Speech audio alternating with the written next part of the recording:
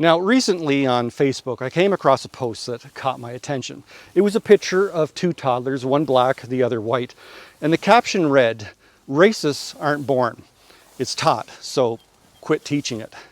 Now, while we would all certainly wish that were true, is the solution to racism merely better education?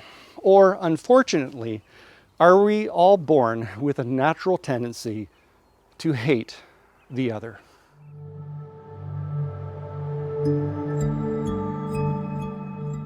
Hi everyone, I'm Mark Leeming and welcome to the Thursday Bible Brief. If you're new here and you enjoy this video, please do consider subscribing.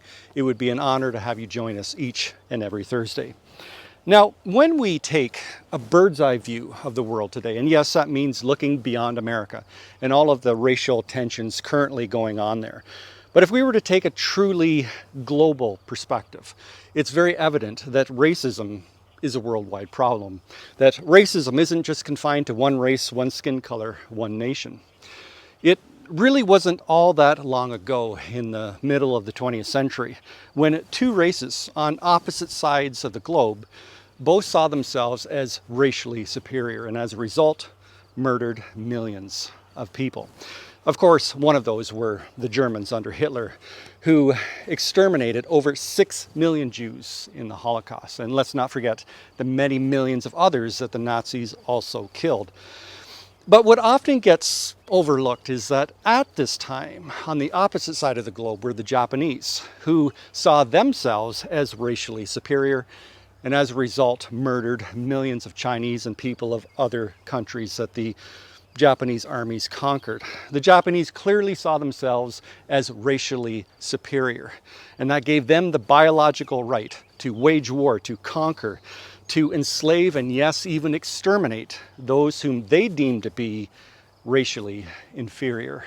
So again, racism isn't limited to just one race, one skin color, one nation, not even one part of the globe. Racism is everywhere and in all of us. So what does the Bible say about racism?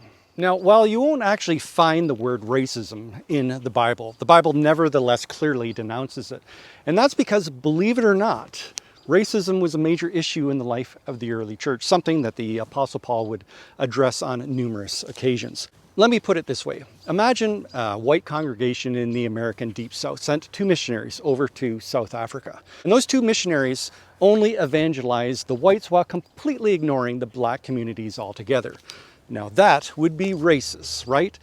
Well, in a very similar way, that's how the early church behaved for the first few years after Christ's resurrection. The early church was Jewish when it first began. And Acts chapter 11 tells us that when they went on their missionary activities, they only went to the Jewish communities while ignoring the Gentiles, until some of them actually preached the gospel to the Gentiles in the city of Antioch, and the result was a massive revival. And it was a major pivotal point in the book of Acts, away from Peter and onto Paul's mission to the Gentiles. Now, perhaps one of the greatest examples of Paul having to address racial issues was in his famous letter to the Romans. Racial tensions were extremely high in the city of Rome between the Jewish believers and the non-Jewish believers.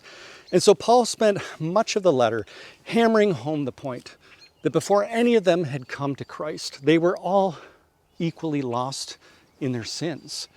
But now that they had come to the cross, now that they had been forgiven, they were all equal in Christ. They had been equally forgiven. And as believers today, may we truly take that to heart. That no matter our race, no matter our skin color, before we came to Christ, we were equally lost in our sins. And now that we have come to Christ, we are truly brothers and sisters in Him. The cross, my friends, is colorblind. The gospel is raceless. Well, hey, thanks for taking the time to watch this video. I hope you enjoyed it.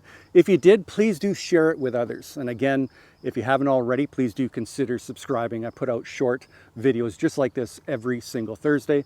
And if you have just a few more minutes, why not watch some of those videos over there? Thanks so much, and I hope to see you again next Thursday.